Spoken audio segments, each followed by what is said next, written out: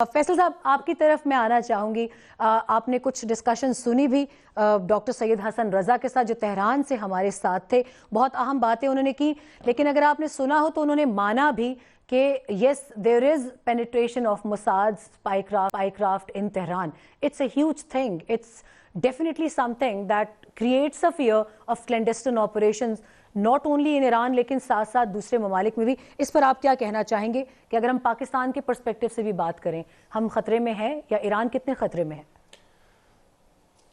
जी, बहुत शुक्रिया मुझे प्रोग्राम में लेने का। मैं डॉक्टर हसन साहब की बात से इत्तेफाक करता हूं कि देखिए, सिक्योरिटी ब्रीचेस हर मुल्क में होते हैं। अमेरिका में भी हुए हैं, कैनेडी का कत्ल हुआ, रेगन पे हमला हुआ, ये खुद ट्रंप साहब पे इलेक्टोरल कैंपेन के दौरान 2 दफ़ा हमला हुआ।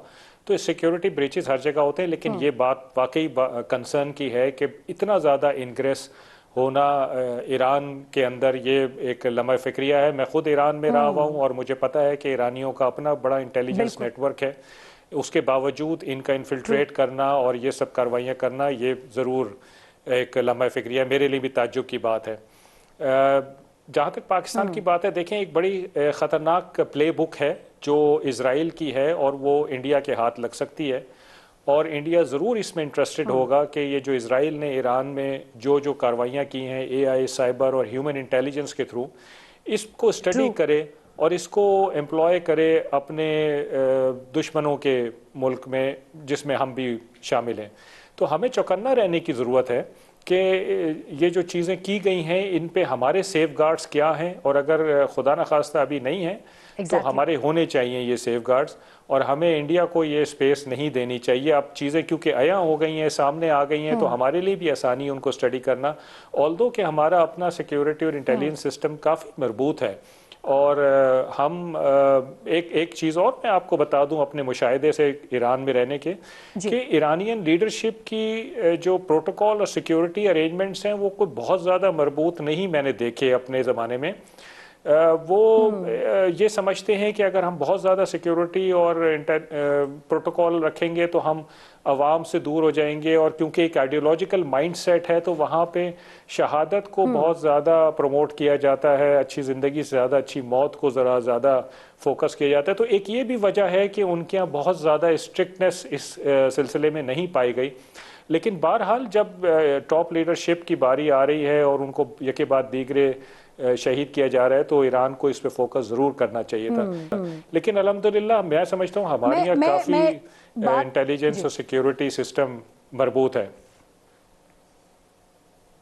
बिल्कुल बिल्कुल, इसमें कोई शक नहीं है। मगर इस रीजन के साथ अगर हम डॉट्स कनेक्ट करते चले, जनरल जाहिद महमूद से मैं अपना ये सवाल उनकी जानिब, जनरल साहब, I would like to throw this question to you with some same pinching points as well, कि अगर हमारा निज़ाम तो मजबूत है अल्हम्दुलिल्लाह और हम वी कंसिडर आवरसेल्व्स सेफ, लेकिन क्लैंडेस्टिन ऑपरेशन जो एक कहते हैं जिसको एक माइंड सेट है, या जिसको प्रैक्टिकलिटी में जिस तरीके से मोसाद कन्वर्ट करती है, अगर उसको भी सामने रखें, और फिर warfare, narrative, propaganda and all these things, जिसमें सबसे बड़ा एक हथियार फेक न्यूज़ का रिसेंटली अभी उन्होंने अफगानिस्तान को भी दिया हुआ है, ताकि दो अतराफ से वो हमें काउंटर कर सकें। तो इन सब चीज़ों को जहन में रखते हुए ईरान की सिचुएशन में किस हद तक पाकिस्तान के लिए लेसन्स हैं, और दूसरा ये भी बताइएगा कि उनके अब top first, second and third tier leadership जो है, अगर हम बाय नेम भी बताना चाहें तो 48 से 60 के आसपास लोग इस वक्त उनके असैसिनेट किए जा चुके हैं। तो ये आने वाले वक्तों में, अभी खासतौर पे जिस जुमेरात की स्ट्राइक पैकेज की बात की गई है पीट हेग्सेथ की जानिब से, आपको क्या लगता है अब मजीद इससे ज़्यादा खतरनाक क्या होने वाला है ईरान के लिए? देखिए, ईरान के लिए जी सिचुएशन है, इंटेलिजेंस पेनिट्रेशंस भी हुई हैं और सीरियस पेनिट्रेशंस हुई हैं, क्योंकि जो मकसद था इन पेनिट्रेशंस के बाद जो लीडरशिप को टेक आउट किया गया, पर्पस यही था कि जी आप पैरालिसिस क्रिएट करें, get into the decision making loop, और पैरालिसिस इतना क्रिएट करें कि वो वॉर को एग्जीक्यूट ही ना कर सके। और वो यही इसी तरीके से करना चाहते हैं कि मिलिट्री लीडरशिप को टेक आउट किया जाए, पॉलिटिकल आइडियोलॉजिकल लीडरशिप, क्योंकि आइडियोलॉजिकल लीडरशिप के अंदर ही तीनों, डिप्लोमेसी भी उधर ही है, पॉलिटिक्स भी उधर ही है, वॉर भी उधर ही है जी, वहीं से एग्जीक्यूट हो रही थी। तो जो ये डिसीजन मेकिंग, या जो जिस तरीके भी अली लारेजानी साहब जो है, it's a huge statesman who has been taken out, वो डिप्लोमेट भी है, पॉलिटिशियन भी है, वो वो मिलिट्री भी है, he is a strategist also. फिर उनके जो लिंकेजेस हैं रशिया के साथ, चाइना के साथ पर्सनली, पूरी दुनिया के साथ, तो वो पूरी वॉर को लेके जाए, तो it was a huge taking out of personality. तो उससे लेकिन सिस्टम ने अभी तक बचाया हुआ है, लेकिन प्रेशर बढ़ रहे हैं सिस्टम पे जी, सिस्टम पे प्रेशर बढ़ रहा है जी, ये ऐसा नहीं है कि बिल्कुल प्रेशर ना बढ़ रहा। सिस्टम की अगर हम बात करना चाहें तो सिस्टम में कौन सा ऐसा कार्डिनल है जिसको आप क्रेडिट दे रहे हैं? ये which cardinal of the system? देखिए उन्होंने अपनी कैपेसिटी कैपेबिलिटीज देखी हुई थी कि किस डोमेन में। अब जैसे एयर का अनफॉर्चुनेटली आज कंट्रोल नहीं है, अभी अपाची हेलीकॉप्टर्स का भी हम सुन रहे हैं, हम और भी एरियल मींस यूज हो रहे हैं वहां पे, और स्पेशली आप ये टारगेट करेंगे ये जो इनकी पाकिस्तान की नेवी है, क्योंकि कन्वेंशनल नेवी तो जो आर्टिश नेवी है वो तो काफी उसको तो नुकसान हो गया, लेकिन दूसरी नेवी उनकी बड़ी इंटैक्ट है जी, और हुर्मस के कॉन्टेक्स्ट में अभी और भी एयर की चीजें वो इस्तेमाल करेंगे ताकि इस नेवी को भी कमजोर किया जाए और इनकी कैपेसिटी कैपेबिलिटीज को नीचे किया जाए। देखिए जूनियर रैंक्स के ऑफिसर्स इवन मुज़ैक डिफेंस के अंदर भी जो भी 33 या 31 या 33 उनकी कमांड कर रही है, वहां पे जूनियर रैंक्स मिड रैंक्स जो हैं वो इस वक्त वॉर को लेकर आगे जा रहे हैं। और ऑफ कोर्स मिड रैंक का एक हैयत होती है उसकी, एक वॉर को एग्जीक्यूट करने की, डिसीजन मेकिंग की, तो वो जो सेट पैटर्न्स है उन्हीं पे चलेगी। अगर कोई कॉन्टिजेंसी प्लान करना है या कोई वॉर में तब्दीली लानी है या अप्रोच में तब्दीली लानी है, तो उसके लिए जरा प्रेशर जरूर बिल्ट होते हैं।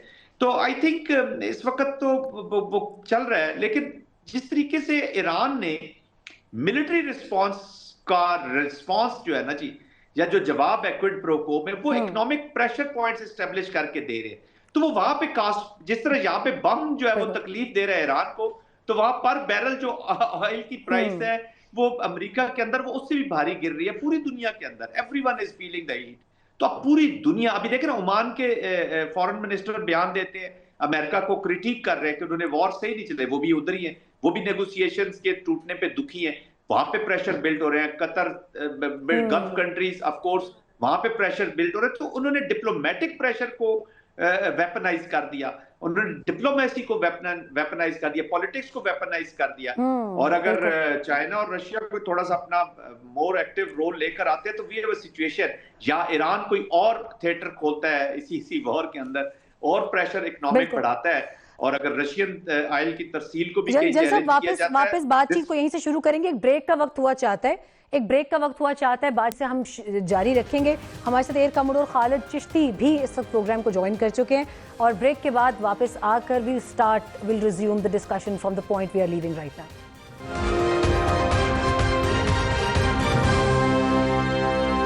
Welcome back to Red Line with Talat, और प्रोग्राम में बातचीत का आगाज़ वहीं से करते हैं। Air commodore Khalid Chishti program को ज्वाइन कर चुके हैं। खालिद साहब, वेलकम टू द प्रोग्राम, और आपसे ही मैं पहला सवाल करना चाहूँगी कि what exactly we should get the meaning from Pete Hegseth statement. एक डेंजरस स्टेटमेंट है, और साथ ही साथ तुर्की ने भी एक मुखलिसाना मशवरा दिया है, तुर्की के फॉरेन मिनिस्टर हाकान फिदान ने, कि ईरान अपने मामलात को जो इजराइल और अमेरिका के साथ है उनको मशरिक़ वस्ता के दूसरे ममालिक तक न फैलाए। आपसे मैं जानना चाहूँगी कि इसके ऊपर आपकी क्या टेक है, what do you have to say about it? जी बहुत शुक्रिया सुमेरा, आपने इनवाइट किया। देखिए बड़ी अलार्मिंग सिचुएशन है, और ये बिल्कुल ऐसे ही वक्त आती हैं हमेशा जब पाकिस्तान की रेलेवेंस बनती है, और जब भी पाकिस्तान एक स्टेबलाइजिंग फोर्स के तौर पे दुनिया मानना शुरू करती है तो बहुत सारे सेगमेंट्स खड़े हो जाते हैं, चाहे वो स्पॉन्सर्ड हों, चाहे वो अपने इनिशिएटिव इंटेलिजेंशिया हो, वो फिर एक शक व शुबहात की एक एनवायरनमेंट क्रिएट करना चाहते हैं पाकिस्तान के खिलाफ। तो ये उसी की कड़ी लग रही है, लेकिन जाहिर है इसको हमें सीरियस लेना चाहिए, इसको हम इग्नोर नहीं कर सकते। जैसे आप जिसकी तरफ इशारा कर रही थी, और मैं भी ऑनरेबल गेस्ट को, दोनों को, जनरल साहब को, एडमिरल साहब को सुन रहा था, तो ये बिल्कुल एक पॉइंट टू नोट है। लेकिन ये एक हम आदी हो चुके हैं, हमने एक बड़े जिम्मेदार स्टेट के तौर पे हमेशा एक्ट किया है। हम न्यूक्लियर आज भी हैं, लेकिन शायद सबसे ज्यादा रिस्पॉन्सिबल है। हमारा जो यूरेनियम एनरिचमेंट या माल फंक्शन या स्टील या चोरी होने के इंसिडेंट्स हिंदुस्तान में तो हुए हैं, लेकिन हमारी तरफ ऐसा कोई इंसिडेंट नहीं हुआ, हमारे यहाँ नहीं हुए। तो ये प्रोपेगेंडे का हिस्सा है, और ये उसी के डिजाइन है जो हम पहले समझते हैं। जो आप बात कर रही थी कि तुर्की और पाकिस्तान, मेरा ख्याल है तो जो कतर के फॉर्मर प्राइम मिनिस्टर ने भी आइडिया दिया है, लेकिन वो तब पॉसिबल होगा कि हमारे अरब जो दोस्त हैं वो उसमें ज्वाइन करने के लिए विलिंगनेस हो, और विलिंगनेस जाहिर तब होगी जब ये हमें पता होगा कि उनकी अब अमेरिका के साथ क्या ऑब्लिगेशन है। ये उन्होंने 30-40 साल अमेरिका पे भरोसा करके देख लिया, जाहिर है कंफर्ट लेवल अपना एंजॉय किया, जो बबल्ड था ऑलमोस्ट, वो बबल फट गया। وہ تو ایک ببل میں رہ رہے تھے. امیجن کر کے کہ جب بھی ہمارے پاس برا وقت آیا امریکہ آئے گا, سارا سیکورٹی ٹیک اوور کر لے گا اور ایسا سبق سکھائے گا کسی ایسے ملک کو. وہ تو امریکہ نے خود ایک بجائے ایسٹ بننے کی لائبلٹی بن گیا ریجن کی. اور پھر افسوسناک بات یہ ہوتی ہے کہ جی سی سی تمام ممالک جو اس وقت ڈائریکٹلی اور انڈائریکٹلی کسی نہ کسی ملٹری ایگریمنٹ میں انڈرسٹینڈنگ میں ہے امریکہ کے ساتھ, یہ 1981 سے جی سی سی کے ملک اکٹھے ہیں. لیکن میں ان کا بڑے ریسرچ کی اور میں اب تک کنکلوڈ کر سکا ہوں کہ تمام کے تمام ممالک نے امریکہ سے جو ملٹری ڈیل کی ہے, چاہے وہ نیول بیس دیا ہو, چاہے وہ ایئر بیس دیا ہو, چاہے ویپن سٹوریج دیا ہو, چاہے ریفیولنگ دی ہو, چاہے F-35 رکھے, انڈیپینڈنٹ ڈیل کی ہوئی ہیں. ایز اے جی سی سی نے یہ ڈیل کیا ہوا. دیٹ شوز کہ انہوں نے, امریکہ نے ہر ایک سے بائیلیٹرل ریلیشن شپ رکھے. ایک دوسرے کی ڈیل کا ایک دوسرے کو نہیں پتا, کیا بینیفٹ, کیا لائبلٹی, کیا فائنینشیل ریپرکشنز کیا ہیں. تو آئی تھنک ایک اللہ تعالیٰ شاید اس پورے رستے میں سے اپارٹ فرام دی ایول ایک پازیٹیو بھی چیز نکل رہا ہے کہ ایلیمنٹ آف ریئلائزیشن ہے اور ایک نیچرل لوگوں اسی بات پر میں فیصل صاحب کی جانب جانا چاہوں گی. فیصل صاحب بڑا کوئکلی مجھے بتائیے گا آپ واٹس یور ٹیک آن دس کہ یہ جو بار بار جس سفارتکاری کا ذکر ہو رہا ہے اور ظاہر ہے اس میں ملٹری فیکٹر ضرور ہوگا, یہ اٹ کی not be purely a diplomatic to diplomatic thing. آپ مجھے صرف یہ بتائیے ان پلین ورڈز یہ کون سی سفارتکاری ہے جس کے اوپر ایران راضی نہیں ہو رہا بلکہ ہر اٹیمپٹ کے بعد اس کے حملوں میں مزید تیزی آ جاتی ہے. تو واٹس گوئنگ آن ایگزیکٹلی؟ دیکھیں, ایران کے لیے ہمیں سمجھنے کی ضرورت ہے کہ یہ ڈو اینڈ ڈائی سچویشن ہے. ڈو اینڈ ڈائی سچویشن اس لیے ہے کہ ایران اگر آج جنگ بندی پہ آمادگی ظاہر کر دیتا ہے وداؤٹ اینی گارنٹی, تو یہ جنگ پھر کچھ مہینوں بعد ایران پہ مسلط کر دی جائے گی. آپ نے دیکھا جون 2025 میں جنگ ہوئی, ختم ہوئی, اس کے بعد دوبارہ ابھی شروع ہو گئی. تو یہ سلسلہ جاری رہے گا اور ایران اس کو ونس اینڈ فار آل ختم کرنا چاہتا ہے. اسی لیے اس نے ابنائے ہرمز جو اس کی اسٹریٹجک کیپیبلٹی ہے اس کو پہلے دن ہی یوز کر لیا اور اس کو اس نے کنٹرول میں رکھا ہوا ہے اپنے, اور پوری دنیا کے لیے وار کی جو کاسٹ ہے وہ بڑھا دی ہے اس نے تاکہ پوری دنیا اس میں شامل ہو, اپنا کردار ادا کرے اور وہ گارنٹیز لے کے دے ایران کو کہ آئندہ اس کے اوپر ایسے کوئی جاریت نہیں کی جائے گی جیسے جب دل چاہے اسرائیل کا اور یو ایس کا وہ جاریت کر دیں. تو ایران اس جنگ کو ایک منطقی انجام پہ لے کے جانا چاہتا ہے. اس میں اس کے لاسز کے بارے میں وہ کوئی اتنا فکر مند نہیں ہے, لیکن وہ یہ چاہتا ہے کہ یہ جنگ جب بھی ختم ہو ایران کے لیے ایک سلامتی کی گارنٹی ہو, اس کی سوورینٹی کے لیے سلامتی کی گارنٹی ہو, اس کی ٹیریٹوریل انٹیگریٹی کی گارنٹی ہو. اور جو 3 شرائط انہوں نے دی ہیں وہ بالکل اس پہ کاربند مجھے لگتا ہے رہیں گے.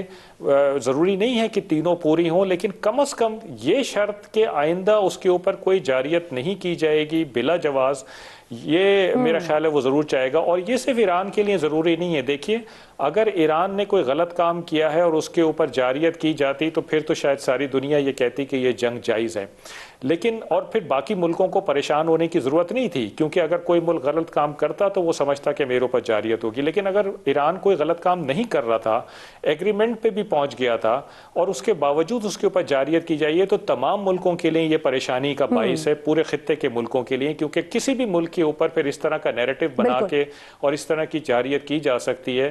اور ظاہری بات ہے کہ پھر ملکوں کو اپنے فیوچر کے بارے میں سوچنا پڑے گا. تو یہ سب ملکوں کے لیے امپورٹنٹ ہے کہ ایران اس جنگ کو ایک منطقی انجام پہ لے کے جائے, اور سفارتکاری بالکل ہونی چاہیے, اسی سے مسئلے حل ہوں گے. لیکن وہ سفارتکاری ایران چاہے گا کہ اس کے حق میں ہو اور اس کو ایک مضبوط اور مربوط گارنٹی ملے فیوچر کے لیے. جنرل زاہد محمود سے میں بات کرنا چاہوں گی. جنرل صاحب آپ سے میں نے بریک سے پہلے ایک کوشچن میں پوچھنا چاہ رہی تھی.